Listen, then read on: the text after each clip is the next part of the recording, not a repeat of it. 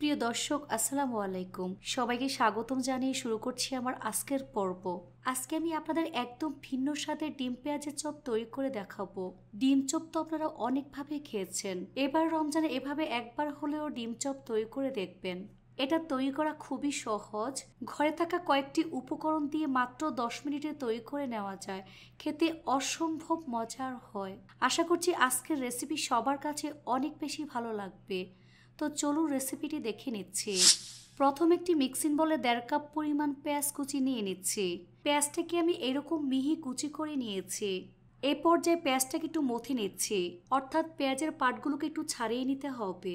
তারপর এর মধ্যে 4 থেকে 5টি কাঁচামরিচ কুচি দিয়ে দিচ্ছি। এখানে কাঁচামরিচটা আপনাদের স্বাদ অনুযায়ী ব্যবহার করবেন, তবে কাঁচামরিচটা দিলে একটু বেশি ভালো লাগে। 1/2 কাপ পরিমাণ ধনিয়া পাতা কুচি অ্যাড করে দিচ্ছি। ধনিয়া পাতাটা একটু বেশি করে দিবেন, এতে করে পাকোড়াটা খেতে অনেক বেশি ভালো লাগবে।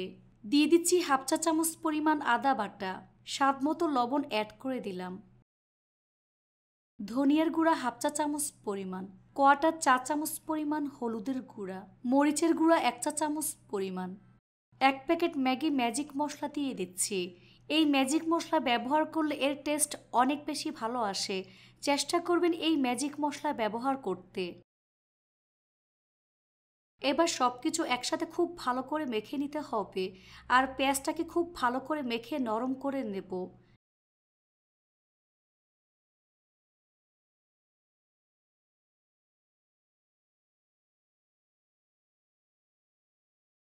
বাইন্ডিংয়ের জন্য 1/2 কাপ পরিমাণ বেসন দিয়ে দিচ্ছি। লাগলে পরে আবারও অ্যাড করে নেব। এখানে কিন্তু পানি ব্যবহার করা যাবে না, কারণ পেঁয়াজ থেকে অনেকটা পানি বের হবে। আর বেসনটা কিন্তু আমি একবারে দেব না, অল্প অল্প করে দিয়ে মিশিয়ে নেব।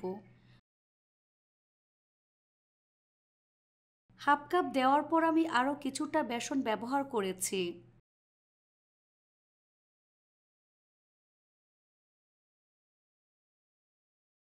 এই তো মিশ্রণটা আমার রেডি হয়ে গিয়েছে। এবার এটাকে এক সাইডে রেখে দেব।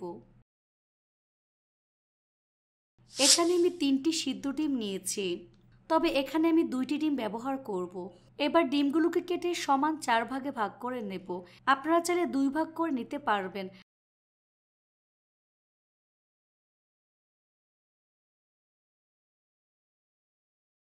এখান থেকে আমি 1টি ডিম রেখে দিচ্ছি, লাগলে পরে ব্যবহার করব।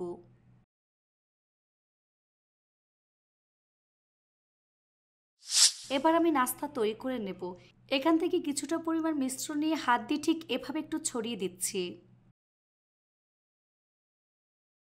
মাছ বরাবর আগে থেকে কেটে রাখা ডিমের 1টি টুকরো দিয়ে দিচ্ছি। উপরে কিছুটা পরিমাণ মিশ্রণ নিয়ে ডিমটাকে একটু ঢেকে দেব। তারপর হাত দিয়ে ঠিক এভাবে চেপে ডিমের মতো আমি শেপ দিয়ে দেব। দেখে হয়তোবা বুঝতেই পারছেন কাজটা আমি কিভাবে করছি। এই তো একটি ডিম চপ আমি তৈরি করে নিয়েছি। একইভাবে সবগুলো ডিমের চপ তৈরি করে নিতে হবে।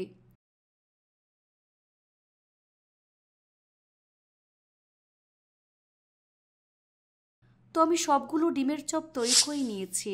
এবার ভাজার পালা। চুলা একটি ফ্রাই প্যান বসিয়ে পরিমাণ মতো সয়াবিন তেল দিয়ে তেলটাকে আমি ভালো করে গরম করে নিয়েছি। এ পর্যায়ে চুলার আঁচ মিডিয়ামে রেখে এর মধ্যে একে একে চপগুলো আমি দিয়ে দিচ্ছি।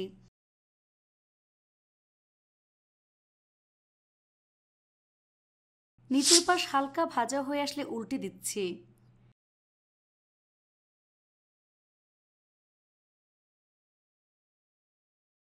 এভাবে কয়েকবার উল্টে পাল্টে গোল্ডেন ব্রাউন কালার এবং ক্রিস্পি করে ভেজে নিতে হবে।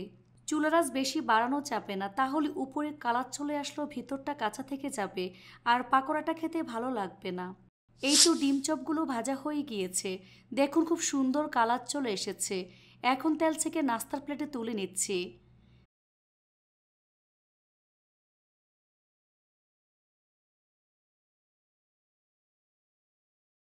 তারপর পরিবেশন করে আপনাদের দেখিয়ে দিচ্ছি।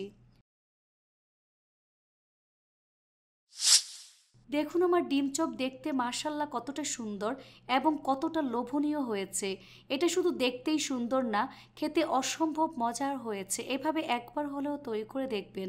দেখবেন পরিবারের ছোট থেকে বড় সবাই ভীষণ পছন্দ করবে, আর নিমেষেই প্লেট খালি হয়ে যাবে, এতটাই টেস্টি হয়। রেসিপিটি ভালো লাগলে অবশ্যই একটি লাইক দিয়ে দিবেন। ফ্রেন্ডস অ্যান্ড ফ্যামিলির সাথে বেশি করে শেয়ার করবেন।